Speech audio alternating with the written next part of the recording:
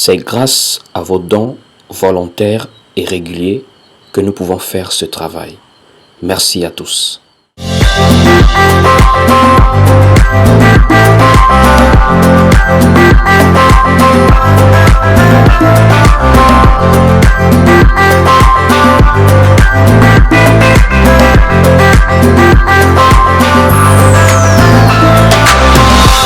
Bien-aimés frères et sœurs, nous partageons ce soir sur la position de la femme dans l'Église.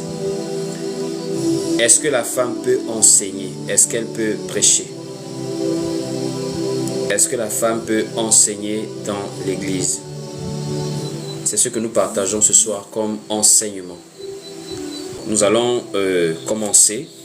Shalom, shalom à tous.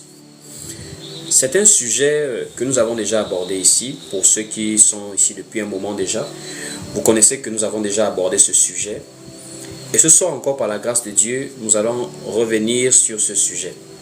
En 2025, où nous commençons cette année du calendrier grégorien, et certainement plusieurs d'entre vous au jour d'aujourd'hui se repositionnent par rapport à leur vie de foi.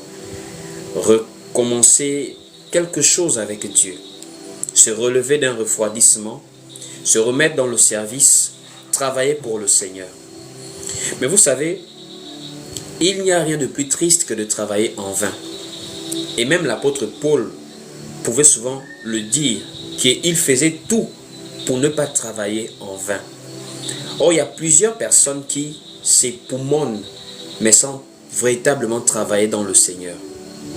Voici pourquoi, avant de vous lancer dans quelque chose, rassurez-vous que vous maîtrisez la chose dans laquelle vous voulez vous lancer. Je m'adresse particulièrement aux femmes et même aux hommes, puisque si les femmes prêchent aujourd'hui, c'est grâce à des hommes qui les ont mis dans la prédication. Alors, frères et sœurs, est-ce que la femme peut avoir accès au ministère de la parole? Peut-elle être pasteur, prophétesse, apôtre, ou je veux dire apôtresse, je ne sais pas comment dire ça, évangéliste, docteur de la parole de Dieu? Peut-elle conduire une assemblée? Ce n'est pas ce que je pense qui est important, comme je crois que ce n'est pas ce que vous pensez qui est important. Dans les choses de Dieu, nous ne devons pas mettre les émotions, ni les sentiments, ni les points de vue. Au moment où nous commençons à mettre le point de vue, il n'y a plus la parole, puisque chacun va maintenant défendre son point de vue. Si vous êtes sur ce live, si vous êtes en train de liker cette vidéo, c'est parce que vous estimez que nous avons un absolu. L'absolu, ce n'est pas mes pensées. Moi, je peux avoir des pensées, mais ce ne sont pas mes pensées qui doivent remplacer la parole de Dieu. Nous n'allons pas être dans les « je pense que ». Pour moi, non, non, non. Pour la parole, nous allons être selon la parole, selon les Écritures. Alors, la majorité des femmes qui aujourd'hui conduisent des assemblées, qui prêchent, qui enseignent, qui baptisent, ce que vous allez remarquer, c'est que pour beaucoup, elles n'ont pas un argument biblique clair qui leur donne cette possibilité à avoir accès au service vraiment de l'enseignement dans l'Église. C'est beaucoup plus des témoignages, c'est beaucoup plus des convictions personnelles. Beaucoup de femmes vont vous dire, moi j'ai un témoignage, Dieu m'a appelé, Dieu s'est révélé à moi, Dieu m'a guéri, je suis passé par telle situation.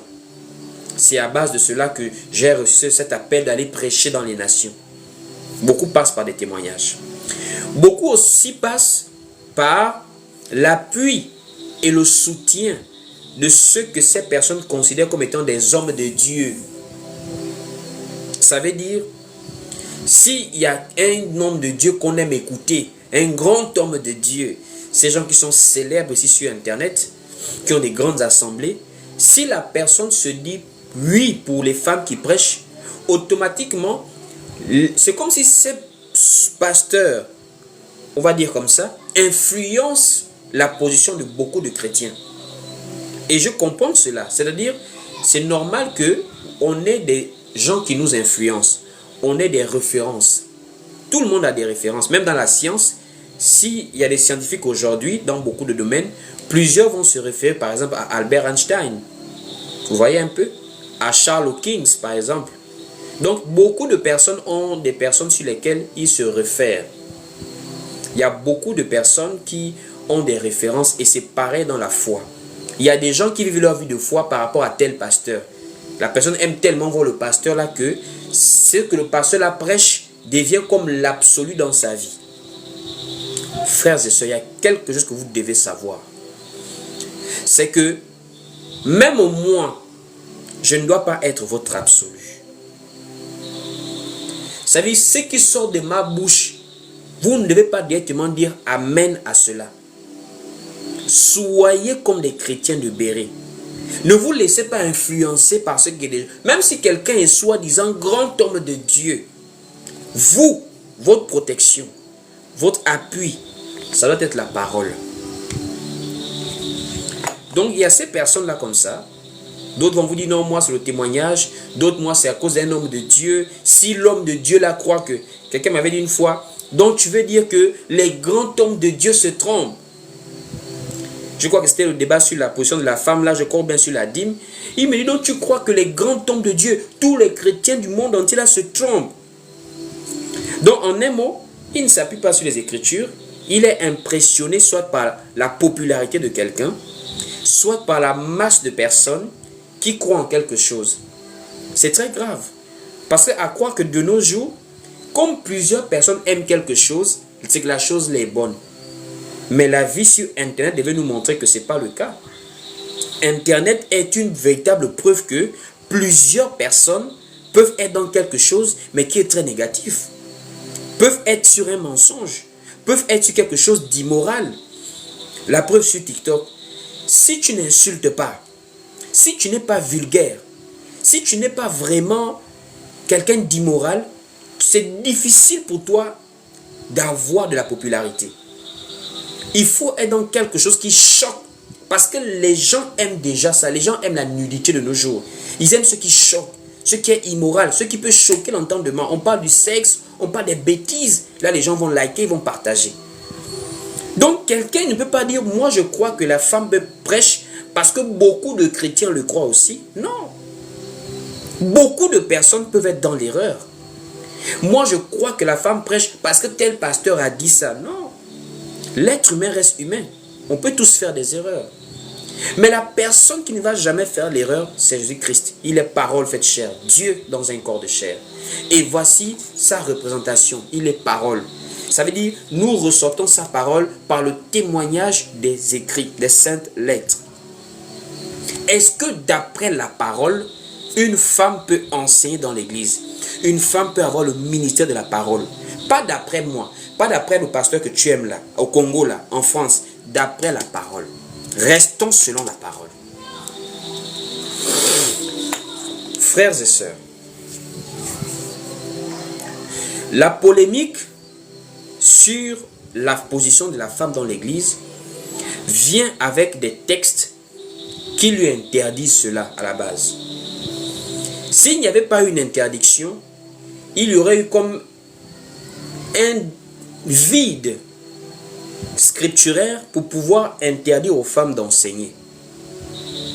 Mais le fait qu'il y ait des textes clairs, noir sur blanc, qui n'autorisent pas à la femme de prêcher, il faut donc qu'on puisse voir ce qui en est et voir ce que d'autres utilisent comme argument pour contredire cela. Allons-y prendre le livre de 1 Timothée chapitre 2 à partir du verset 11 pour voir où l'apôtre Paul se prononce sur le fait que la femme ne doit pas enseigner dans l'église. On va aller lire cela. Le livre de 1 Timothée chapitre 2 dès le verset 11. Il est écrit ici dans 1 Timothée chapitre 2 au verset 11 jusqu'à 12 que la femme écoute l'instruction en silence avec une entière soumission. Je ne permets pas à la femme d'enseigner ni de prendre de l'autorité sur l'homme, mais elle doit demeurer dans le silence. Car Adam a été formé le premier, Ève ensuite. Et ce n'est pas Adam qui a été séduit, c'est la femme qui, séduite, s'est rendue coupable de transgression. Donc l'apôtre Paul donne une interdiction à la femme de ne pas enseigner, c'est-à-dire prendre de l'autorité sur l'homme. Elle doit demeurer dans le silence, avec une entière soumission. Ça, c'est le premier passage. Le deuxième passage qui nous montre noir sur blanc que la femme ne doit pas prêcher dans l'église, ne doit pas enseigner dans l'église. Ça veut dire ne doit pas conduire dans l'église, dans les assemblées. C'est le livre de 1 Corinthiens chapitre 14, à partir du verset même 33. 1 Corinthiens chapitre 14, à partir du verset 34. Bon, 33 à 34. Donc, il est écrit ici dans 1 Corinthiens 14, du verset 33 à 34. Car Dieu n'est pas un Dieu de désordre, mais de paix, comme dans toutes les églises des saints. Dieu parle par la bouche de l'apôtre Paul et commence à dire, il n'est pas un Dieu de désordre, mais de paix, comme dans toutes les églises des saints. Au verset 34, il dit ici que les femmes se taisent dans les assemblées, car il ne leur est pas permis d'y parler, mais qu'elles soient soumises selon que le dit aussi la loi. Donc, quand l'apôtre Paul parle du fait que la femme doit être soumise, se taire, il ne parle pas d'une situation qu'il vivait à Corinthe. Il prend l'appui sur la loi. Et il continue ici au verset 35 en disant, si elles veulent s'instruire sur quelque chose, qu'elles interrogent leur mari à la maison. Car il est malséant à une femme de parler dans l'église. Est-ce de chez vous que la parole de Dieu est sortie? Ou est-ce à vous seul qu'elle est parvenue? Si quelqu'un croit être prophète ou inspiré, qu'il reconnaisse que ce que je vous écris est un commandement du Seigneur. Et si quelqu'un l'ignore, qu'il l'ignore. Ça veut dire là maintenant, ce n'est pas forcé. Si tu crois que c'est Dieu qui donne cet ordre, amen. Si tu veux ignorer, fais comme tu veux. Ça, c'est l'apôtre Paul qui positionne deux passages bibliques bien détaillés où la femme ne doit pas prêcher, enseigner dans l'église. Alors, plusieurs personnes se sont souvent limitées à Paul. Voici pourquoi vous allez remarquer la grande guerre des femmes qui prêchent, c'est la guerre contre Paul. Même Satan est derrière. C'est Paul, l'ennemi numéro 1 des femmes qui prêchent. Beaucoup vont dire, c'était pas Jésus, c'était Paul. On va arriver là-bas. Nous ne sommes qu'au début d'enseignement. En dehors de l'apôtre Paul, nous avons l'apôtre Pierre, qui va également mentionner cette affaire que, même dans les maisons, s'il y a un mari non croyant, la femme doit le gagner sans parole. En un mot, l'apôtre Pierre est également en train de bloquer la femme par rapport au service de l'enseignement. Même dans sa maison, la femme n'a pas le droit de commencer à enseigner son mari parce qu'il ne croit pas la parole. Mais l'apôtre Pierre dit que par sa conduite, son comportement, elle gagne son mari, mais sans parole. Donc, il n'y a pas que l'apôtre Paul qui a présenté ce fait que dans l'église, la femme ne doit pas enseigner. Même l'apôtre Pierre a montré à la femme que l'enseignement n'est pas son domaine en fait. Allons-y voir le livre de 1 Pierre chapitre 3, dès le verset 1er. C'est-à-dire, à chaque fois qu'elle est face à un homme, la femme ne peut pas prendre l'autorité pour enseigner. Il est écrit ici dans 1 Pierre chapitre 3, voilà, dès le verset 1er.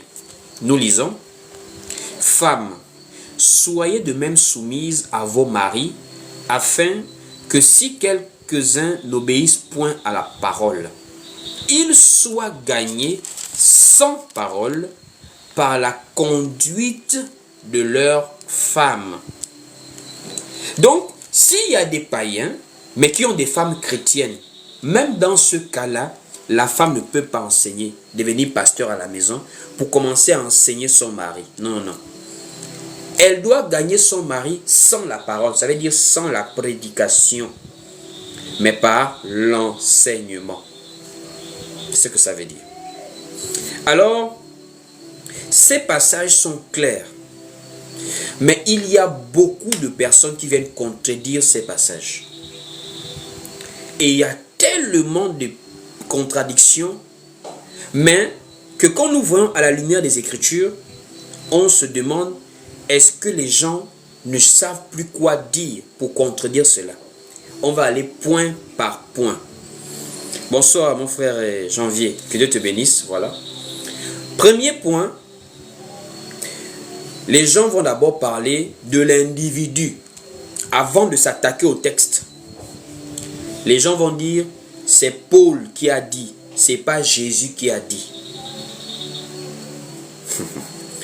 Les gens vont le dire, que ça c'est Paul qui a parlé, c'est pas Jésus. Donc, il y a des gens qui disent, moi je préfère écouter Paul, plutôt Jésus, que d'écouter Paul. Alors, frères et sœurs, l'apôtre Paul lui-même se dédouane de cette affaire-là. Puisque dans 1 Corinthiens chapitre 14, Paul va dire, si quelqu'un est inspiré ou croit être prophète, qu'il reconnaisse que c'est un commandement, pas de moi, Paul, mais du Seigneur. Il y avait des cas où Paul parlait par rapport à lui. Exemple, le célibat. Paul avait dit, s'il ne tenait qu'à lui, il voudrait que tous les hommes fussent comme lui, mais il reconnaissait que ça c'était un don particulier. Donc le célibat, il ne pouvait pas l'imposer parce que lui, c'était bien pour lui, il avait ce don-là. Mais pour les autres, si quelqu'un veut se marier, qu'il se marie. Voilà les cas où Paul disait, ça, moi je pense qu'on est mieux étant célibataire pour servir Dieu. Mais il ne fait pas de ça un ordre. Mais l'affaire que la femme se taise dans l'église, l'apôtre Paul n'a jamais mis ça comme étant son opinion. Paul s'est dédouané pour dire, ce n'est pas moi. Paul a dit, c'est un commandement du Seigneur. Nous sommes dans 1 Corinthiens, chapitre 14, au verset 37 là-bas. Que si quelqu'un croit être inspiré ou prophète, qu'il reconnaisse. Et je voudrais qu'on puisse aller relire ce verset, c'est important. Donc 1 Corinthiens 14 au verset 37. 1 Corinthiens 14 verset 37, il est écrit ici. Si quelqu'un croit être prophète ou inspiré, qu'il reconnaisse que ce que je vous ai écrit est un commandement du Seigneur. Dans ces textes-là que nous lisons, c'est pas Paul qui vient distribuer son opinion dans l'église, qui vient propager son opinion, son point de vue. Paul dit c'est un commandement du Seigneur. C'est un commandement du Seigneur. Donc tu ne peux pas vouloir opposer Paul et Jésus, parce que Paul ne disait pas de lui-même ce qu'il écrivait. Il recevait ça du Seigneur. Et il parle de ça dans Galates. Que ce que je vous ai enseigné, je ne l'ai reçu ni appris ni d'un homme. Ça veut dire je l'ai reçu par révélation. Donc quand Paul vient dire qu'il interdit que la femme ne doit pas enseigner dans l'église, ce n'est pas une affaire qu'un homme lui a dit ou bien lui-même il pense que, en tant qu'homme. Paul fait comprendre que c'est une révélation. Donc l'évangile qu'il prêche, il a reçu du Seigneur, comme les autres apôtres.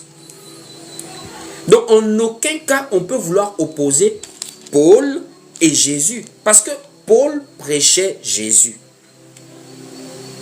Allons-y lire Galates chapitre 1er. Galates chapitre 1er au verset 11. Il est écrit ici. Je vous déclare, frères, que l'évangile qui a été annoncé par moi n'est pas de l'homme. Car je ne l'ai reçu ni appris d'un homme, mais par une révélation de Jésus-Christ. Une révélation de Jésus-Christ. Voici pourquoi Paul, les Pierre, les autres, ils étaient les pionniers de l'église. On appelait les pierres, les autres là-bas, les colonnes, les appuis de l'église. Ce sont eux qui ont posé le fondement. Toi, tu crois en Jésus aujourd'hui, là, c'est à cause de Paul. C'est à cause de Pierre. Ce sont eux qui ont actualisé Jésus dans la grâce pour pouvoir nous faire connaître qui est Jésus. Parce que Jésus a été caché dans l'ombre par la vie des prophètes.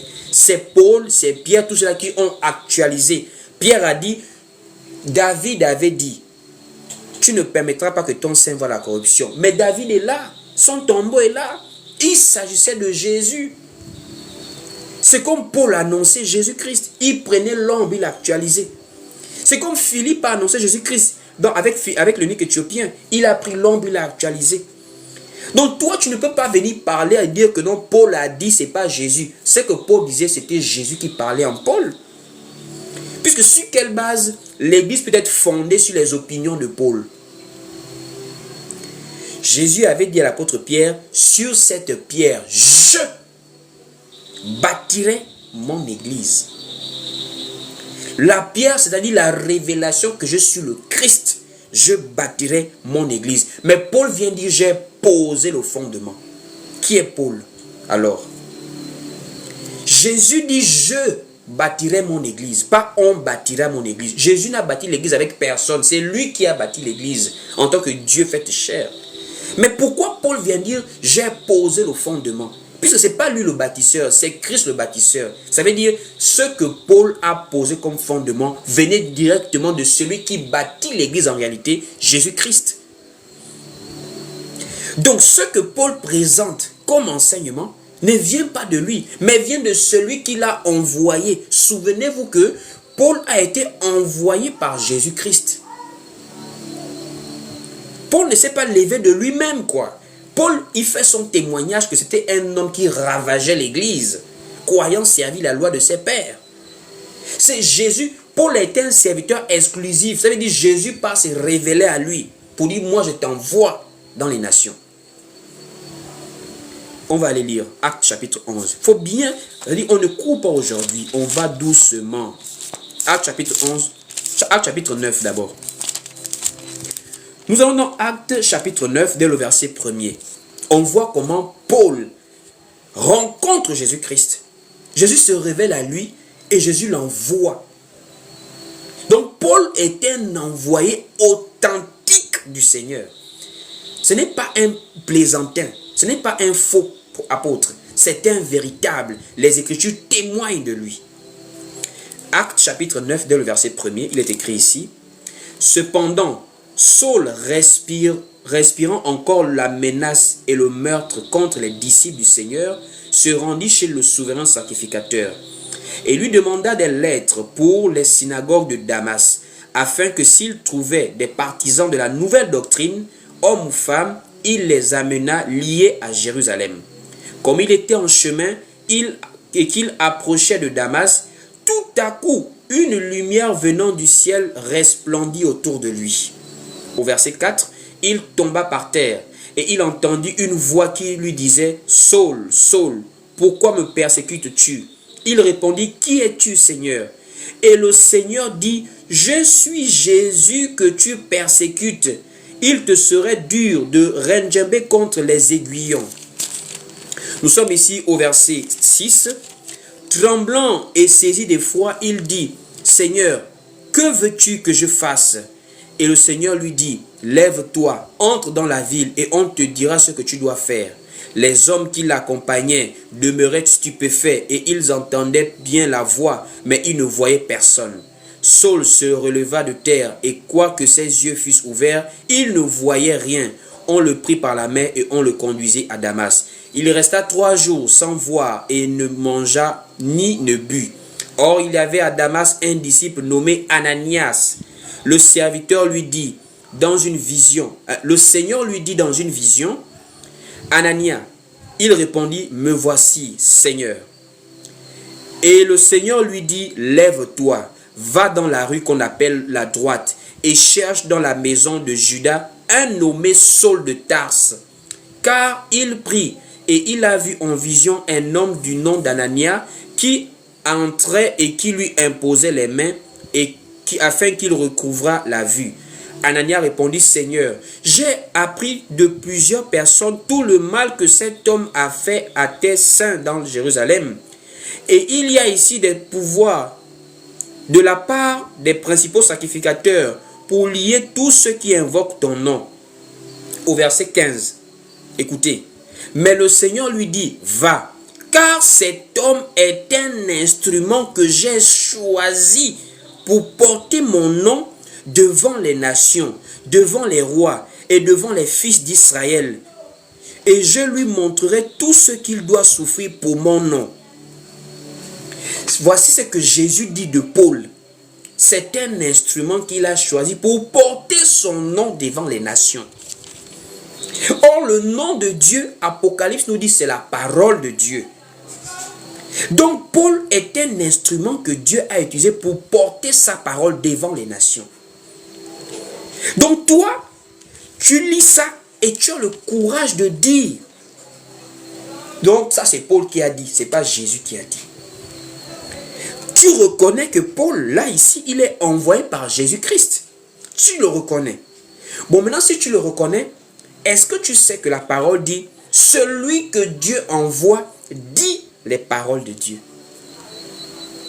Si tu reconnais qu'ici, Paul est un envoyé de Jésus-Christ, je vais maintenant te faire lire ce que la parole dit concernant un envoyé. Un envoyé ne parle pas de lui-même, mais un envoyé est un porte-parole. C'est ça un envoyé, un porte-parole. Ça veut dire il vient pour transmettre un message. Allons-y maintenant, Jean, chapitre 3 au verset 34. Jean, chapitre 3 au verset 34, il est écrit ici, « Car celui que Dieu a envoyé dit les paroles de Dieu, parce que Dieu ne lui donne pas l'esprit avec mesure. » Donc déjà, tu ne peux douter de l'authenticité du ministère de Paul.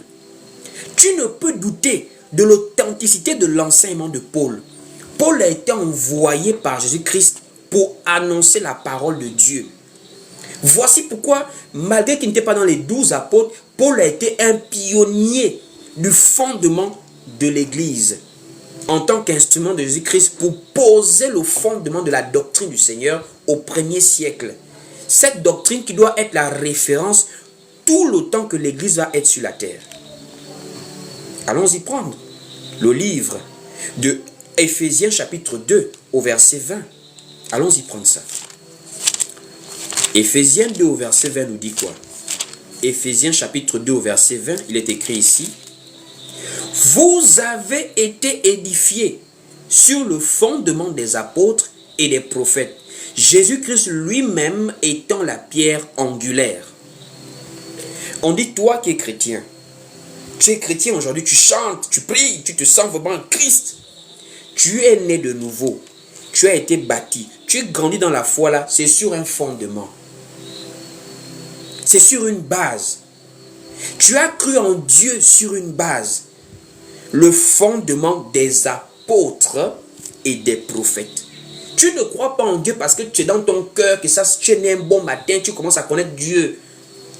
Il y a des gens qui ont posé le fondement. Et on dit ici, c'est sur ce fondement que nous, l'Église, nous sommes bâtis. Mais Paul va être l'un des rares apôtres qui va bien le dire clairement que j'ai posé le fondement.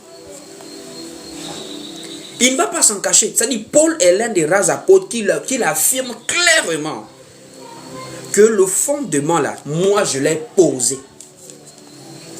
Quand il dit ça, ce n'est pas pour s'orgueillir, pour dire qu'il est grand. C'est pour dire qu'il est authentique envoyé du Seigneur Jésus-Christ. C'est un envoyé de Dieu clair, net, sans contestation. 1 Corinthiens chapitre 3 au verset 10. 1 Corinthiens chapitre 3 au verset 10. Il est écrit ici dans 1 Corinthiens 3 au verset 10. Selon la grâce de Dieu qui m'a été donnée, j'ai posé le fondement comme un sage architecte et un autre bâtit dessus, mais que chacun prenne garde à la manière dont il bâtit dessus. Car personne ne peut poser un autre fondement que celui qui a été posé, savoir Jésus-Christ. Attends, comment toi tu peux avoir le courage de venir te mettre en opposition à quelqu'un que Jésus a envoyé? Ma soeur, toi qui enseignes, toi qui baptises les gens, comment? Ça veut dire, qu'est-ce qui te rassure? Qu'est-ce qui te met en confiance de te mettre en opposition avec celui que Jésus a envoyé? Ça veut dire, même Jésus le dit, il dit, Père, je ne te prie pas pour eux seulement, mais pour ceux qui croiront en moi par leur parole. Par leur. C'est-à-dire, nous croyons en Dieu parce que Paul a écrit. Nous croyons en Dieu parce que Pierre a écrit. Nous croyons en Dieu parce que Jean a écrit. Toi, tu connais qu'il y a la fin du monde sur quelle base? Si ce n'est pas les évangiles, ce n'est pas les épîtres. Tu connais la grâce sur quelle base? Si ce n'est pas Paul qui t'enseigne ça dans Romains. Tu connais la fin du monde sur quelle base? Si ce n'est pas Pierre qui t'explique ça. Comment toi, c'est-à-dire tu te lèves pour dire, moi, Dieu me parle. Paul, c'était un homme. Ah bon? Mais Paul, ce n'était pas un homme ordinaire. Paul, c'était un instrument de Jésus-Christ pour poser le fondement. Mon frère, tu connais la construction d'une maison? Tu connais l'attention qu'il faut lorsqu'on est dans les fondations? Ce sont les fondations qui font une maison. Les murs se lèvent facilement quand on a posé le fondement. C'est le fondement, la partie la plus délicate d'une maison. Or, le fondement, c'est Christ. Et ce fondement a été posé par les apôtres que toi, tu veux maintenant combattre aujourd'hui là. Allons-y lire Jean chapitre 17 au verset 20. Jean 17 au verset 20, il est écrit ici, « Ce n'est pas pour eux seulement que je prie, mais encore pour ceux qui croiront en moi par leur parole. » Voici pourquoi nous voyons dans la parole de Dieu que on ne peut pas se contredire si nous sommes de la même lignée. Parce qu'attention, il y a la parabole de l'ivraie et du blé. L'ivraie et du blé, ce sont des plantes physiquement. Mais Jésus utilise ces plantes pour faire une parabole pour représentant des êtres humains. Les fils du royaume et les fils du malin. C'est du sur la terre, il y a des gens, la manière de reconnaître que lui là, il n'est pas un enfant de Dieu, c'est quand tu le vois d'abord se mettre en opposition de ceux qui l'ont précédé. C'est un acte de rébellion dans l'armée. De se rebeller contre les lois établies, contre les ordres donnés. Si tu es un soldat, tu as des supérieurs, tu as des gens devant toi, tu as des anciens. Les Paul, les Pierre, ce sont des anciens. Toi, tu viens te lever pour dire, Paul a dit, Paul c'est un homme, moi je suis aussi un homme, Dieu me parle aussi. Rebelle. Rebelle. Donc, voici le Paul que toi tu contredis. Voici le Paul là. Paul qui est un serviteur de Dieu. Paul qui ne parlait pas de lui-même, mais il parlait par rapport au mandat de Dieu, de Jésus-Christ. Et ce que tu oublies, ce que beaucoup de personnes oublient, c'est qu'il n'y a pas que Paul qui parle de ça. L'apôtre Pierre fait comprendre que les femmes gagnent les hommes, même à la maison, nos maris là, sans parole. Alors, pour vous qui dites non, Paul a dit dans l'église, la femme ne doit pas parler. Est-ce que la femme ne chante pas? Donc ça veut dire qu'elle ne doit pas chanter, elle ne doit pas prier, elle ne doit pas prophétiser. Vous voyez comment quand quelqu'un cherche, avec malice une porte de sortie, ce qu'on appelle faire preuve de mauvaise foi.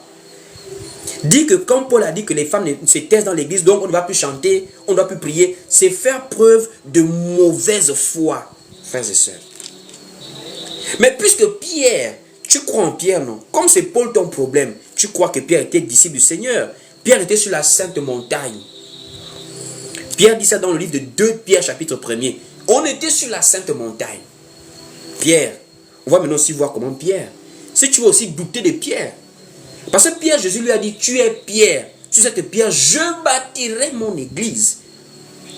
On va maintenant voir Pierre. Puisqu'il n'y a pas que Paul qui a parlé de ça, Pierre aussi en a parlé. Allons-y voir Pierre. Pierre, c'est un apôtre du Seigneur. On va maintenant voir. Matthieu chapitre 16 d'abord. Matthieu 16. Matthieu 16, voilà. Au verset 17. Bon, à partir du verset même 13, on va lire posément comme on a lu pour Paul. Matthieu 16, dès le verset 13. On va lire. Matthieu 16, dès le verset 13. Jésus étant arrivé dans le territoire de Césarée de Philippe, demanda à ses disciples, « Qui dit-on que je suis, moi, le Fils de l'homme » Ils répondirent, « Les uns disent que tu es Jean-Baptiste, les autres Élie, les autres Jérémie ou l'un des prophètes. » Au verset 15, « Et vous, leur dit-il, qui dites-vous que je suis » Simon Pierre répondit, « Tu es le Christ, le Fils du Dieu vivant. » Jésus reprenant la parole lui dit, « Tu es heureux, Simon, fils de Jonas, car ce ne sont pas la chair et le sang qui t'ont révélé cela, mais c'est mon Père qui est dans les cieux. Et moi je te dis que tu es Pierre, et que sur cette pierre je bâtirai mon église, et que les portes du séjour des morts ne prévaudront point contre elle. Je te donnerai la clé du royaume des cieux. Ce que tu lieras sur la terre sera lié dans les cieux, et ce que tu délieras sur la terre sera délié dans les cieux. » Vous voyez un peu? Donc, tu reconnais maintenant que Pierre a reçu la clé du royaume des cieux. Il est là, hein? Je te donnerai la clé du royaume des cieux. Tu reconnais ça? Tu reconnais les déclarations que Jésus a faites sur Pierre, que tu es Pierre. Sur cette pierre, je bâtirai mon église. Et Pierre aussi, quelque part comme Paul, Pierre aussi va le revendiquer. Pour dire, moi je ne témoigne pas que j'ai entendu, moi j'étais avec Jésus sur la sainte montagne. Et nous avons entendu cette voix. Pierre aussi va authentifier par l'affirmation claire son ministère en tant que serviteur de Jésus-Christ, en tant que disciple, en tant qu'envoyé du Seigneur. 2 Pierre chapitre 1er. 2 Pierre au chapitre 1er. On va lire cela. Nous sommes ici dans 2 Pierre chapitre 1er à partir du verset 18. 2 Pierre chapitre 1 dès le verset 18. Allons-y lire. Il est écrit ici. Et nous avons entendu cette voix venant du ciel lorsque nous étions avec lui sur la sainte montagne. Donc Pierre dit, ce ne sont pas des choses qu'on va dire j'ai entendu par d'autres bouches. Moi-même j'étais avec Jésus. Et j'ai même entendu la voix là en question sur la sainte montagne. Et ensuite il dit au verset 19, et nous tenons pour d'autant plus certaine la parole prophétique à laquelle vous faites bien de prêter attention comme à une lampe qui brille dans un lieu obscur jusqu'à ce que le jour vienne apparaître et que l'étoile du matin se lève dans vos cœurs. Donc tu reconnais clairement que Pierre, Jésus l'a envoyé. Pierre est un témoin oculaire de la vie de Jésus, de son ministère, de sa mort à la croix, de sa résurrection, de son élévation au ciel lorsqu'il a été dérobé par une nuée. Pierre est un témoin oculaire. Donc tu ne vas pas dire que Pierre parlait de son opinion. Au moins tu vas reconnaître que Pierre parlait en tant que disciple de Jésus-Christ. Mais en dehors de Paul, Pierre également a dit à la femme de ne pas parler sans parole. Allons-y maintenant prendre 1 Pierre chapitre 3 au verset 1er qu'on a déjà lu. On va relire. 1 Pierre 3 au verset 1er. On dit ici, « Femmes, soyez de même soumises à vos maris, afin que si quelques-uns n'obéissent point à la parole, ils soient gagnés sans parole par la conduite de leurs femmes. » Bon, vous qui dites que si Paul a dit que les femmes se taisent dans les assemblées, ça veut dire, est-ce qu'elles ne doivent plus chanter, prier, faire des témoignages, manifester par exemple un don spirituel comme la prophétie, elles ne doivent plus ouvrir les bouches. Pierre lui dit quoi ici? Pierre dit sans parole dans la maison avec l'homme. Est-ce que ça veut dire que la femme doit devenir muette? En fait, ne faites pas comme si vous ne comprenez pas les sous-entendus dans la phrase. Quand Paul dit que les femmes se taisent dans les assemblées, ou Pierre dit que les femmes gagnent leur mari sans parole, ça ne veut pas dire que les femmes deviennent muettes. Il y a le service de la parole, de l'enseignement dans l'église, qu'on appelle le ministère de la parole. C'est le service de l'enseignement. C'est ce dont les apôtres parlent en disant qu'il faut que les femmes se taisent. qu'elles n'usent pas de paroles dans l'assemblée. Ça n'a rien à voir avec la manifestation d'un don spirituel. Par exemple, la diversité des langues. Elle va parler par la bouche. Ça ne veut pas dire qu'elle ne peut pas manifester ça. Ça ne veut pas dire qu'elle ne veut pas prier, puisque la femme prie. Pour prier, il faut parler. Il faut ouvrir la bouche. On confesse par la bouche. On fait le témoignage en parlant. On chante. Les apôtres parlent de chanter. Paul dit que vous vous exhortez avec des hymnes, des psaumes, des cantiques spirituels. Mais c'est avec la bouche. Mais lorsqu'on dit que les femmes se taisent, ça ne veut pas dire qu'elles ne doivent pas pouvoir dire un mot. Mais le service dont on parle, c'est le service de la prise de parole. Et le service de la prise de parole, c'est l'enseignement. L'apôtre Pierre l'a dit dans Actes.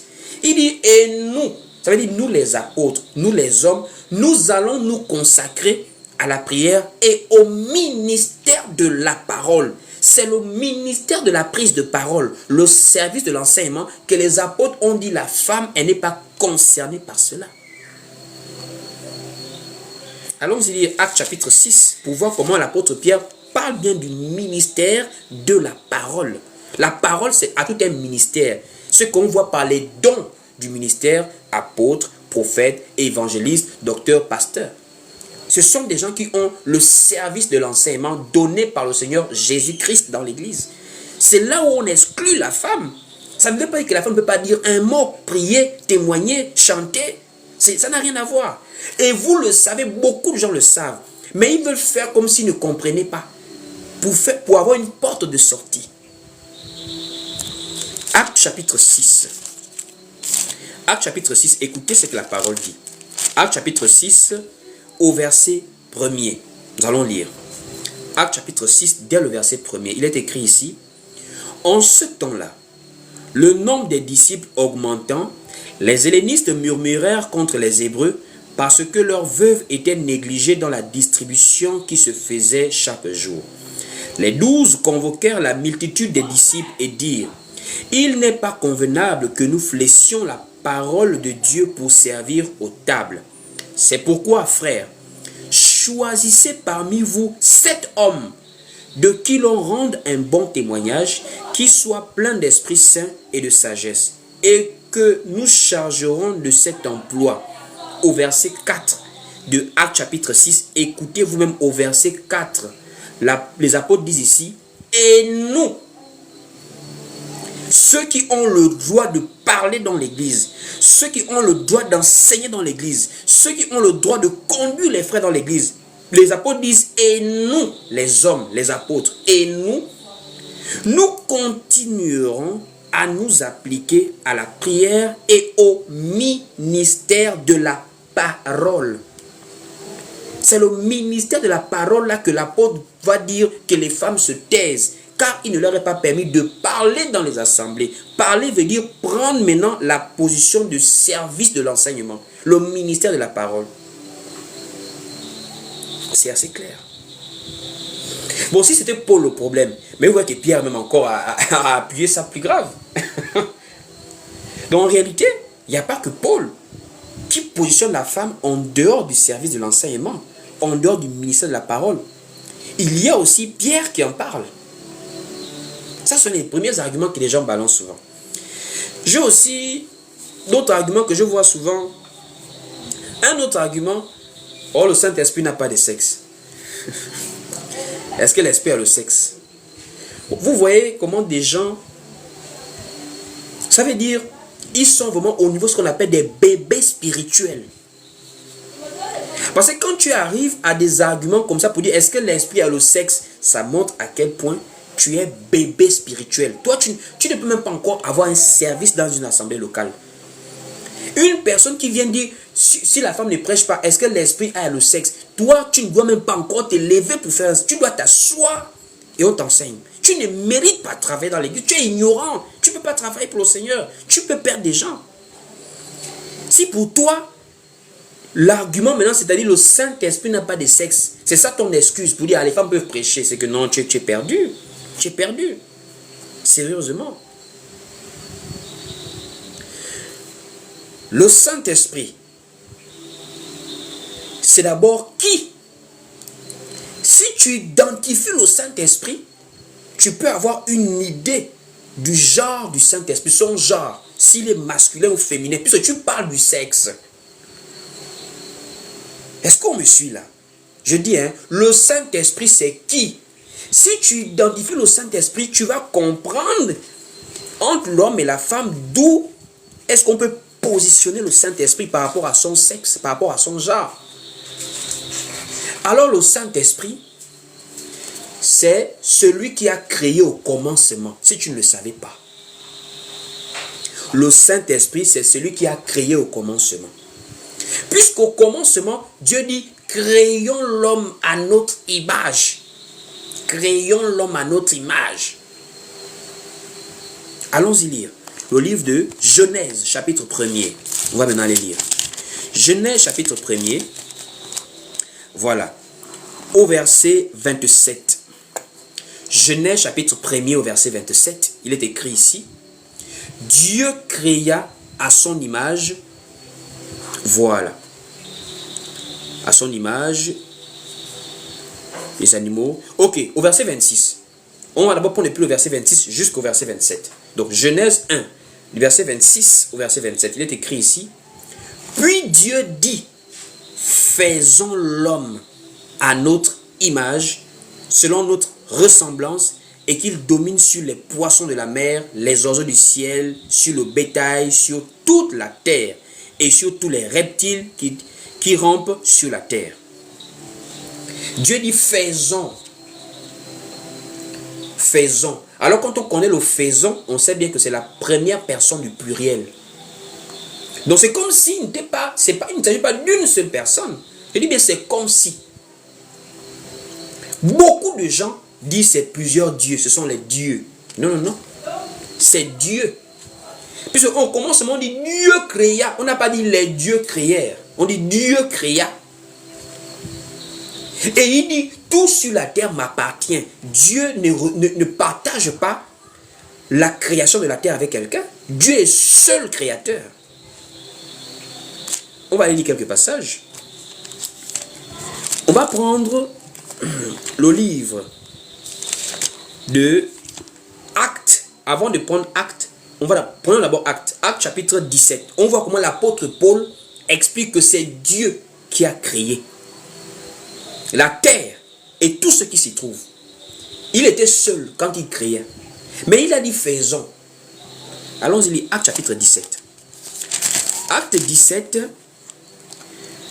au verset 24. Il est écrit ici dans Acte 17 au verset 24. Le Dieu, le Dieu qui a fait le monde et tout ce qui s'y trouve, le Seigneur du ciel et de la terre n'habite point dans des temples faits de mains d'hommes. Le Dieu qui a fait le monde et tout ce qui s'y trouve. Donc c'est singulier dont on parle. Il s'agit d'une personne. Et c'est la même personne maintenant qui va aller dire à Job, sur la terre, tout m'appartient. C'est une seule personne. Hein? On va aller voir Job. Comment Dieu parle à Job que sur la terre, tout m'appartient. Job. Job chapitre, voilà. Job chapitre 41 au verset 2. Job 41 au verset 2. Le Dieu qui a créé le monde et tout ce qui s'y trouve, il affirme que sur la terre, tout lui appartient. Il n'y a pas quelque chose que Satan a créé sur la terre. Tout sur la terre a été créé par Dieu. Donc, Job 41 au verset 2, il est écrit ici. De qui suis-je le débiteur? Je le payerai. Sous le ciel, tout m'appartient. Tout appartient à Dieu. Tout appartient à Dieu. Mais le problème, c'est que moi, je voudrais qu'on puisse alors savoir, dans Genèse 1 au verset 26, quand il dit, puis Dieu dit, faisons. Puisque nous voyons des versets qui nous montrent qu'il était seul. C'est le Dieu. Mais pourquoi il dit faisons? C'est parce que Dieu est seul, unique, la même personne. En lui, nous voyons l'Esprit de Dieu. En lui, nous voyons le Fils. C'est lui seul. Mais en lui, il y a l'Esprit. En lui, il y a le Fils. Voici pourquoi Jésus dit, je suis dans le Père et le Père est en moi. Oh Seigneur Jésus, on va aller lire un passage. Il dit, en lui, il y a toutes ces choses-là. Nous sommes dans Jean chapitre 14. Jean chapitre 14, voilà. Au verset 7. Jean chapitre 14, verset 7. On va les lire. Comment Jésus veut nous faire comprendre ça. Qu'en réalité, celui qui m'a vu a vu le Père. Ça veut dire, c'est pas qu'il y a trois personnes. C'est moi en fait. C'est moi qui étais à la création. J'étais dans le Père était en moi et nous étions dans l'Esprit. C'est la même personne. Allons-y lire. Jean chapitre 6 au verset 14. Il est écrit ici dans Jean 14 verset 7. Jean 14 verset 7. Si vous me connaissez, vous connaîtriez aussi le Père. Jésus a envie de dire quelque chose, mais il est dans la révélation. Donc, il passe par des symboliques pour amener les gens à comprendre que c'est lui, Dieu fait chair. Si vous me connaissiez, vous connaîtriez aussi mon Père. Dès maintenant, vous le connaissez et vous l'avez vu. Qui a déjà vu Dieu? Qui a déjà vu Dieu? Parce que moi, j'ai mon Père. Si je vous montre une photo de lui et vous me voyez, on n'est pas pareil. On peut avoir des traces, mais on n'est pas pareil. Moi, je suis moi, mon Père, c'est mon Père. J'ai certes pris peut-être l'ADN, des traits, mais je suis moi, lui, il est lui. Même parfois, ton Père peut être de teint noir. Toi, tu es clair comme je suis là. Donc, je ne peux pas te dire que si tu m'as vu ce que tu as vu mon Père, moi, c'est moi, mon Père, c'est mon Père. Mais Jésus dit, si vous m'avez vu, c'est que vous avez déjà vu le Père. On descend. Philippe lui dit, Seigneur, montre-nous le Père et cela nous suffit. Philippe n'a pas compris. Philippe ne comprend pas le langage que non, c'est que c'est moi qui suis là. Mais je suis représenté dans le Fils. Mais quand Philippe poursuit encore pour dire, non, nous, bon, peut-être que le Père est quelque part, montre-nous le Père là en question. Jésus revient maintenant au verset 8 en disant, Philippe, lui dit Jésus. Jésus lui dit, il y a si longtemps que je suis avec vous et tu ne m'as pas connu. Philippe. Philippe dit à Jésus, je veux voir papa, je veux voir ton Père, montre-nous le Père. Donc en réalité, Jésus devrait parler du Père à la troisième personne, puisqu'on ne parle pas de Jésus, on parle du Père de Jésus, Dieu. Mais en réponse à la demande de Philippe, Jésus utilise la première personne du singulier. Donc il utilise le je. Donc la position du Père, Jésus le prend lui-même en disant à Philippe que je suis là et pourtant. Je suis là. Donc tu ne m'as pas encore vu. Donc celui qui m'a vu a vu le Père. Comment dis-tu montre-nous le Père? Ne crois-tu pas que je suis dans le Père et que le Père est en moi? On voit maintenant Genèse. Jésus dit à Philippe, donc tu ne crois pas que je suis dans le Père et que le Père est en moi? C'est le faisons l'homme à notre image. Jésus est en train d'expliquer symboliquement le Genèse chapitre 1er, là, faisons l'homme à notre image. Faisons l'homme à notre image. Les paroles que je vous dis, je ne les dis pas de moi-même et le Père qui demeure en moi. Je ne dis pas de moi-même et le Père qui demeure en moi, c'est lui qui fait les œuvres. Le Père demeure en lui, c'est quoi? Ça veut dire quoi? Le Père demeure en lui. Ça veut dire, Jésus fait comprendre que c'est l'enveloppe charnelle qui fait de lui fils. Mais à l'intérieur, c'est Dieu. Dieu qui a créé. Voici pourquoi au commencement, il a dit faisons. Ça veut dire en lui. Le Père est là. Le Fils est là. L'Esprit est là. Ce n'est pas trois personnes. C'est la même personne, mais qui va se représenter de manière différente. Il est un, mais dans ses manifestations différentes. Donc, si tu as compris que Jésus, c'est le Père, et que ils ont créé, ou encore il a créé, lui, dans ses manifestations, il a créé au commencement, Mais je vais te montrer un passage où on montre que le Saint-Esprit aussi crée. C'est le Saint-Esprit qui nous a créés.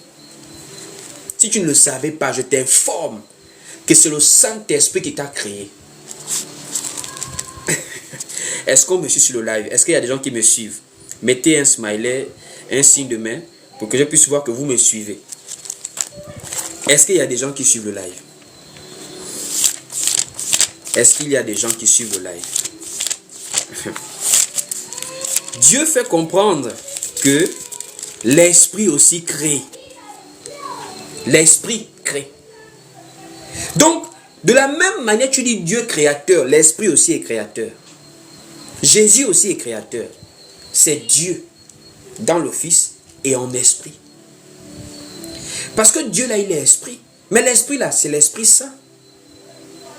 Voici pourquoi Job va maintenant nous révéler cela. Job dit clairement que l'Esprit de Dieu m'a créé. Job ne dit pas Dieu m'a créé. Alors que Paul a dit le Dieu qui a fait le monde et tout ce qui s'y trouve. Mais Job nous révèle que le Dieu là, mais c'est l'Esprit. Job chapitre 33 au verset 4.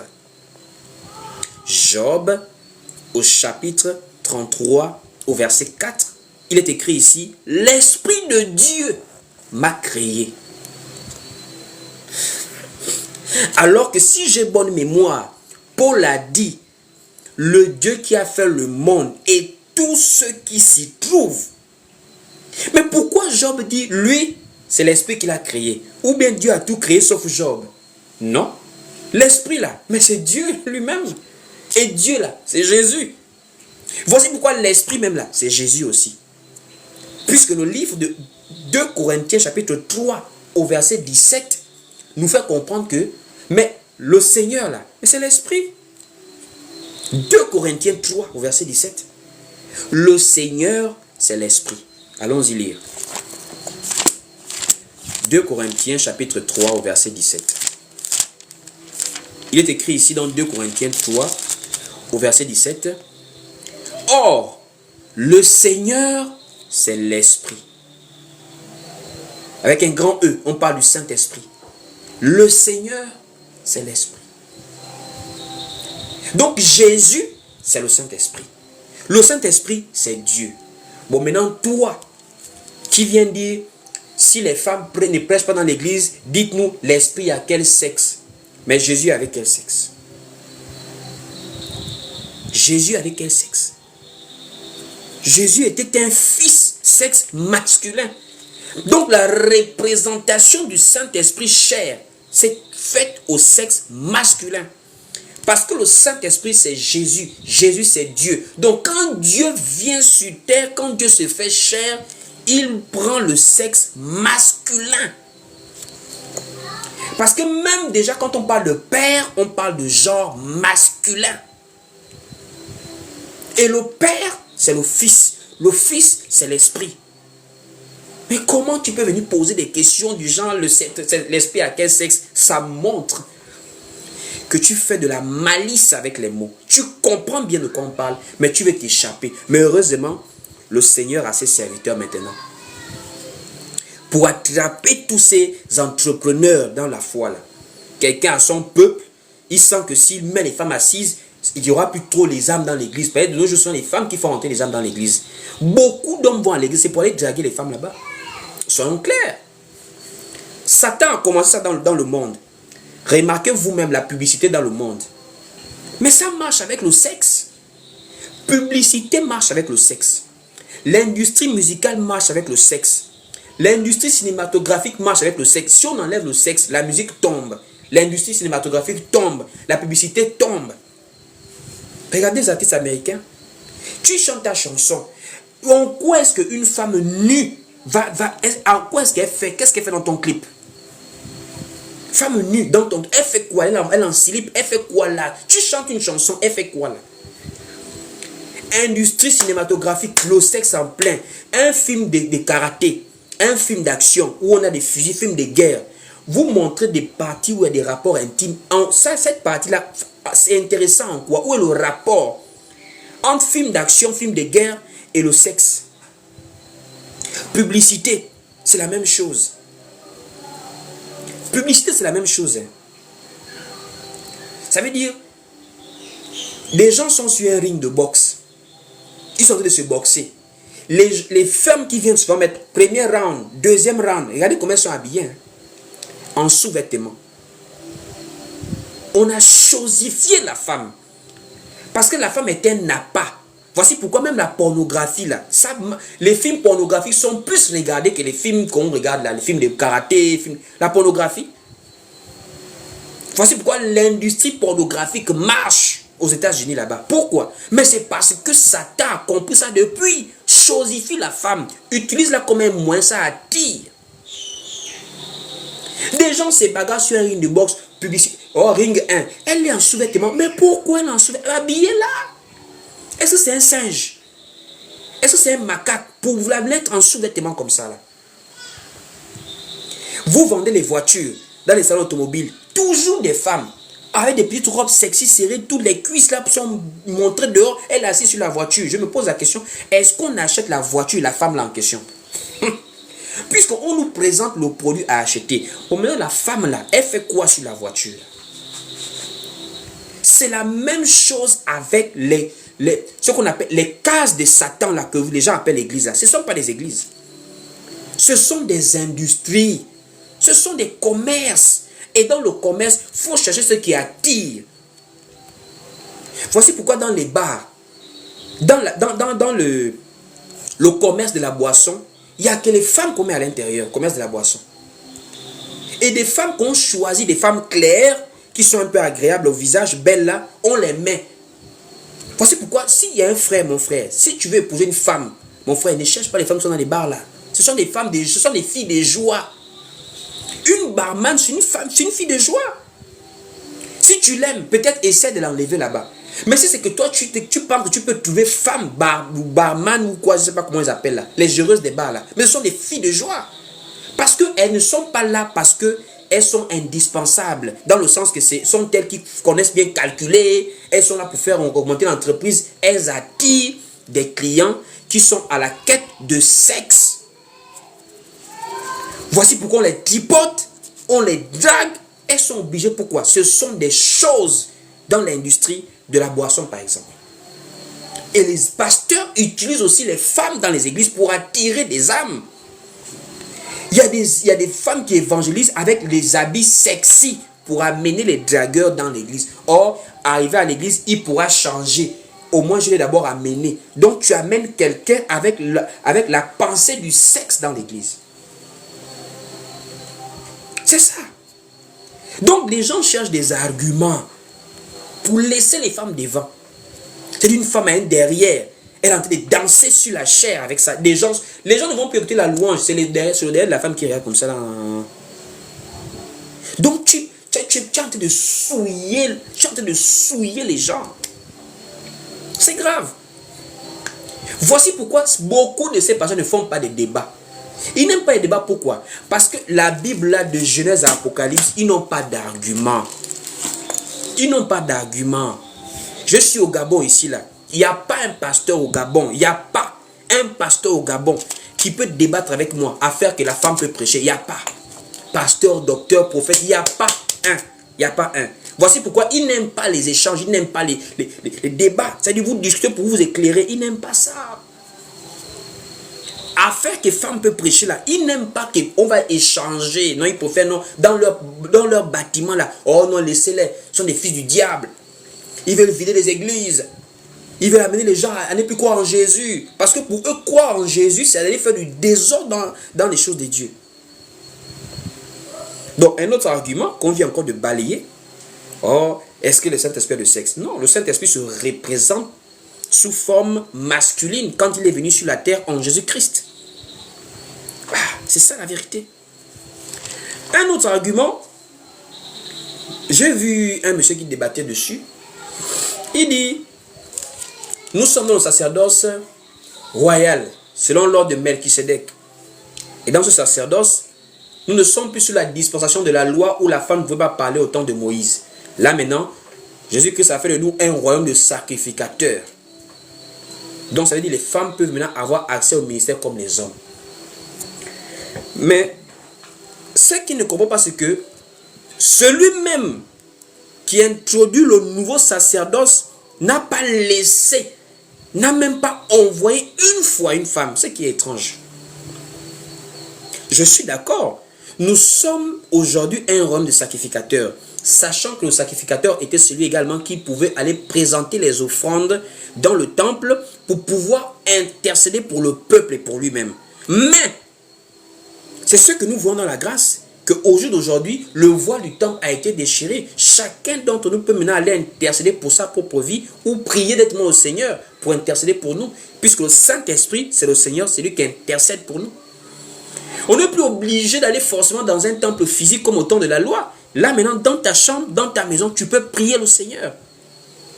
Ça ne veut pas dire que nous sommes tous appelés aux mêmes fonctions dans l'église. Les fonctions, c'est le Seigneur lui-même qui les établit dans sa parole. Il n'a jamais envoyé une femme prêcher. Il n'a jamais établi une femme comme prédicatrice. Les apôtres n'ont pas montré ça dans la nouvelle alliance. Dans ce nouveau sacerdoce que nous sommes là, il n'y a même pas un seul modèle de la femme qui le fait. Donc en réalité, si nous estimons que nous sommes dans le sacerdoce de Christ selon l'ordre de Melchisédek et que nous laissons les femmes prêcher, c'est que nous-mêmes, nous allons en porte-à-faux avec notre dispensation. Nous allons en porte-à-faux avec notre propre dispensation. Donc là encore, ce n'est pas un argument. Et maintenant, beaucoup vont maintenant prendre les arguments de bas niveau, là, la Pentecôte, le jour de la Pentecôte. Le prophète Joël avait dit, je répandrai mon esprit sur toute chair. Vos fils et vos filles prophétiseront sur mes serviteurs, sur mes servantes. Bon, ça là même, ce sont des arguments que je ne touche même plus. Tout le monde connaît déjà ça. Prophétiser ne veut pas dire prêcher, ne veut pas dire enseigner. Si toi tu penses pouvoir utiliser ça comme argument pour dire que la femme peut prêcher à cause de la Pentecôte, mais ce que je dis, ce sont des bébés spirituels. Des bébés spirituels. Aujourd'hui, même un nouveau chrétien, grâce à TikTok comme ça, grâce à YouTube, on a des enseignements là-bas, plein, on a laissé des enseignements dessus que le jour de la Pentecôte, c'est même un très bon jour qui montre que la femme ne peut pas prêcher. Le jour même de la Pentecôte, c'est un très bon jour qui montre que la femme ne peut pas prêcher, ne peut pas enseigner dans l'église. Mais pourquoi? Mais parce que le jour de la Pentecôte, le Saint-Esprit est venu, ça devait être l'occasion pour le Saint-Esprit de montrer que la femme peut prêcher. Mais le même jour de la Pentecôte, le Saint-Esprit, Jésus, revenant sous forme spirituelle, va maintenant différencier le don spirituel avec le ministère de la parole, le service de l'enseignement. Qui a manifesté le don spirituel? Tous les disciples qui étaient réunis. Maintenant, qui a prêché? Les 12 apôtres. Alors que le Saint-Esprit était là. Mais le Saint-Esprit fait encore la différence entre les femmes et les hommes. Tout le monde, les femmes inclus, peuvent manifester la diversité des langues le jour de la Pentecôte. Mais quand il s'agissait maintenant de prêcher aux gens, là, à ce niveau-là maintenant, ce sont les hommes qui ont prêché le jour de la Pentecôte. Allons-y lire. On va prendre Actes, chapitre 2. Actes au chapitre 2. Dès le verset 1er, il est écrit ici dans Actes, chapitre 2, dès le verset 1er. Le jour de la Pentecôte, ils étaient tous ensemble dans le même lieu. Tout à coup, il vint du ciel un bruit comme celui d'un vent impétueux, et il remplit toute la maison où ils étaient assis. Des langues semblables à des langues de feu leur apparurent, séparées les unes des autres, et ils se posèrent sur chacun d'eux. Et ils furent tous remplis du Saint-Esprit, et se mirent à parler en d'autres langues, selon que l'Esprit leur donnait de s'exprimer. Donc, ils furent tous remplis du Saint-Esprit, et ils parlèrent en plusieurs langues, en d'autres langues. Maintenant, lorsqu'il s'agissait maintenant de venir parler, prêcher, écouter ce que la parole dit, au verset 14. Nous sommes dans le même chapitre, le même jour de la Pentecôte, au verset 14. Écoutez vous-même. Alors Pierre, se présentant avec les 11, Pierre plus les 11, ça fait les 12 apôtres. Alors Pierre, se présentant avec les 11, éleva la voix et leur parla en ces termes. Voici comment le Saint-Esprit a manifesté le jour de la Pentecôte. Les dons spirituels, il donne ça à toute l'Église, hommes comme femmes. Mais le service de la prédication, de l'enseignement, il réserve ça aux hommes, aux 12 apôtres. Ce sont eux qui ont prêché, alors que l'Esprit était déjà là. Donc il n'y avait pas une femme qui pouvait parler au jour de la Pentecôte, qui pouvait prêcher. Il n'y avait pas une Joyce Meyer, une femme qui peut prêcher. Enfin, elle prêche bien, Joyce Meyer. Mais pourquoi est-ce que le jour de la Pentecôte, tout le monde est là? Même Marie, la mère de Jésus, était là. Elle ne pouvait pas prêcher, elle n'avait rien à dire. Non. L'Esprit, c'est le Seigneur. Le Seigneur, c'est Dieu. Lui-même, il a établi le fondement. Les femmes n'enseignent pas. Les femmes ne prêchent pas. Quand il revient sous forme spirituelle, lui-même, il fait la différence. Ça, c'est encore un point qui montre que ce n'est même pas un argument. Et de plus, lorsqu'on parle du don spirituel, mais l'apôtre Paul a clairement expliqué ça. Le don spirituel est manifesté par le Saint-Esprit. Et lorsqu'on parle des ministères de la parole, c'est le Seigneur. Quand on dit le Seigneur, on dit c'est la parole. C'est-à-dire c'est purement le témoignage scripturaire donné par les paroles des apôtres qui peut authentifier si la femme prêche oui ou non. Et nulle part on peut avoir un appui scripturaire, un enseignement apostolique qui amène la femme à prêcher dans l'église. Nulle part. On va aller lire 1 Corinthiens 12, verset 4. 1 Corinthiens 12, verset 4. Il est écrit ici. Il y a diversité de dons, mais le même Seigneur. Diversité de ministères. Plutôt, il y a diversité de dons, mais le même esprit. S'il vous plaît. Il y a diversité de dons, mais le même esprit. Diversité de ministères, mais le même Seigneur. Mais quand le Saint-Esprit est arrivé, il a manifesté les dons là. Les femmes ont parlé aussi en langue, en diversité de langues, comme les hommes le jour de la Pentecôte.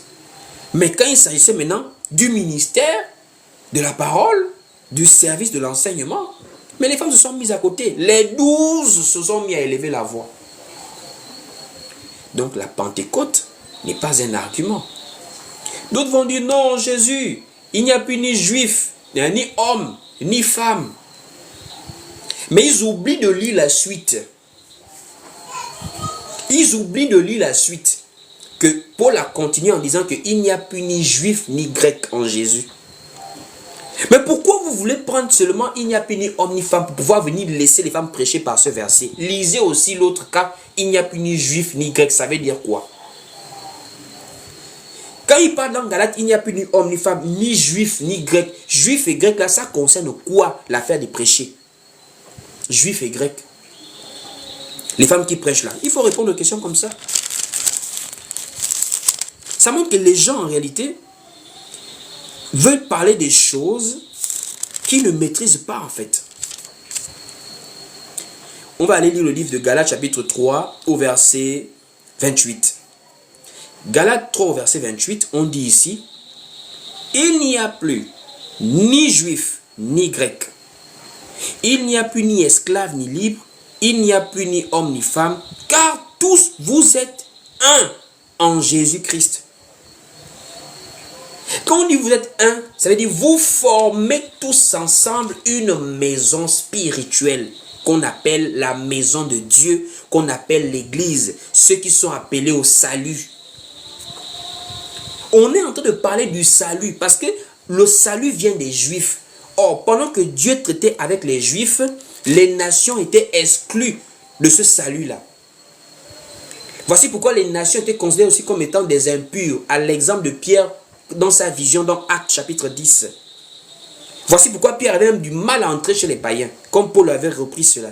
Il avait repris que non, aujourd'hui nous ne sommes plus dans cette dispensation-là.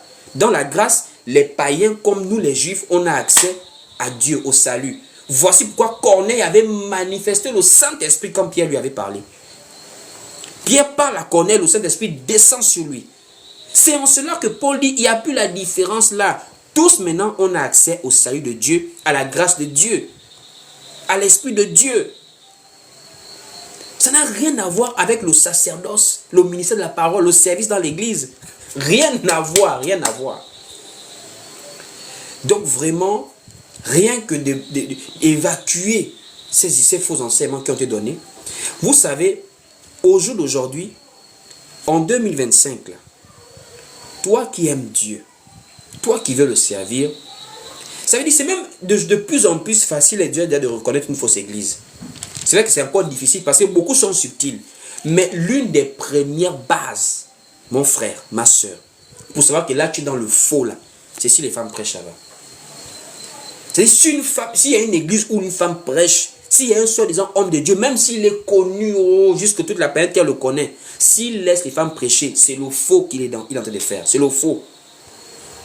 Beaucoup là, c'est par leur conviction personnelle. Ils ne s'appuient pas sur la parole. Vraiment, que Dieu vous bénisse. Je voudrais bien continuer ce thème peut-être demain par la grâce de Dieu. Donc demain, certainement, nous allons continuer dans ce thème de la position de la femme dans l'église. Parce que quand on dit comme ça, il faut maintenant encore expliquer comment est-ce que la femme ne prêche pas. Parce que là, on est en train de casser seulement les arguments de ces personnes-là. On casse leurs arguments. Maintenant, il y a aussi l'enseignement qu'on donne nous-mêmes en profondeur depuis Genèse. Parce qu'il faut qu'on explique clairement pourquoi est-ce que la femme n'enseigne pas. Ce n'est pas une affaire de Paul et Pierre. Ce sont les faux pasteurs. Ce sont les faux pasteurs qui ont voulu faire de Paul un débat. Qui ont voulu faire de Corinthe un débat. Oh non, c'était une affaire de Corinthe. Attendez. Paul dit donc comme dans toutes les églises des saints. Toutes les églises des saints. Et la lettre aux Corinthe, Paul dit à ceux qui sont à Corinthe et en quelque lieu que ce soit. Donc partout. Donc là maintenant, il va maintenant falloir comprendre que Paul ne s'appuyait pas sur ses pensées. Paul s'appuyait sur la loi. Parce qu'il dit, comme le dit aussi la loi. Et quand Paul parle dans Timothée, il dit, car Adam a été formé le premier, Ève ensuite. Et ce n'est pas Adam qui a péché, mais c'est Ève qui, séduite, s'est rendue coupable de transgression. Ça veut dire en réalité, l'affaire que la femme ne prêche pas là, c'est une affaire bien lointaine. C'est une affaire très lointaine. Paul va dire, ce n'est pas l'homme qui a été séduit, c'est la femme. Donc pour comprendre, il y a un mystère qui est caché là. Il faut aller comprendre ce qui s'est passé dans Genèse, puisque les deux sont tombés. Ou bien, Adam a mangé le fruit, Ève a mangé l'arbre. Adam et Ève ont mangé l'arbre, la connaissance du bien et du mal. Mais on fait bien comprendre que ce n'est pas Adam qui a été séduit. C'est Ève. Et il dit car. Donc, ce qu'il dit là, c'est l'explication de la position de la femme actuelle dans l'église. Pourquoi elle ne doit pas enseigner? Parce que elle ne doit pas prendre l'autorité sur l'homme. Car l'homme a été formé le premier et c'est la femme qui a été séduite. Donc, il y a des choses à expliquer encore dans ce thème-là. Et nous allons vraiment, par la grâce de Dieu, revenir demain, si le Seigneur permet, pour bien continuer ce merveilleux thème qui, je crois, va encore beaucoup bénir plusieurs personnes. Voici pourquoi, en ce début d'année, voilà, nous remettons les bases. Nous enseignons ici chaque soir par la grâce de Dieu. C'est vrai que par moment, il peut y avoir des indisponibilités, mais nous sommes ici par la grâce de Dieu les soirs. Généralement à partir de 20h, 21h, heure de Libreville. Si vous n'êtes pas, vous ne nous trouvez pas facilement, vous pouvez vous abonner ou encore nous écrire sur WhatsApp au plus 241 74 31 70 87. Je répète, au plus 241 74 31 70 87. Donc c'est le numéro WhatsApp par lequel on peut aussi vous envoyer la notification que nous sommes en live. Voilà. Nous avons également aussi une caisse que nous avons ici là pour pouvoir travailler ici dans l'œuvre. C'est libéral, c'est volontaire. C'est votre manière aussi à vous de nous permettre d'être ici là. Nous ne sommes pas subventionnés par qui que ce soit. Nous ne sommes pas à la tête d'une assemblée multiple avec beaucoup de personnes. Nous travaillons ici pour pouvoir prêcher la bonne nouvelle avec ce que Dieu nous donne comme moyen. Donc, si vous êtes touché par la parole du Seigneur, vous voulez vraiment que cette parole soit pérenne, soit permanente, soit régulière ici sur TikTok, vous pouvez à votre niveau participer à cette cagnotte que nous avons ici, cette caisse, avec votre modeste contribution, volontairement, sans contrainte. Voilà, vous nous écrivez simplement sur WhatsApp. N'oubliez pas, les enseignements ici sont repostés sur la chaîne YouTube. YouTube, le lien est sur ma bio. C'est Willy Bendon, le même nom sur la chaîne YouTube. Allez-y vous abonner massivement et partagez le lien de la chaîne massivement pour permettre à ceux que quand les gens ratent les lives ici, ils peuvent regarder les lives là-bas sur YouTube. Nous sommes également sur Facebook, la page Facebook, le même nom, Willy Bendon, et le compte Instagram. Donc vraiment que Dieu vous bénisse. Nous allons nous laisser pour aujourd'hui et nous dire à demain. Donc je crois que l'enseignement est assez clair, il n'y a pas de questions. Voilà. On va se dire à demain. Je vais déjà prier pour la fin. Donc demain, toutes les personnes qui veulent être avec nous, connectez-vous simplement demain. Voilà, nous serons demain ensemble. À partir de 20h même heure de Libreville ou 21h. Je vais prier pour la fin. Seigneur, mon Dieu, mon roi, je te rends grâce. Je te dis merci pour ce temps de partage de la parole. Merci pour toutes les personnes qui ont été édifiées ce soir par le canal de ce live.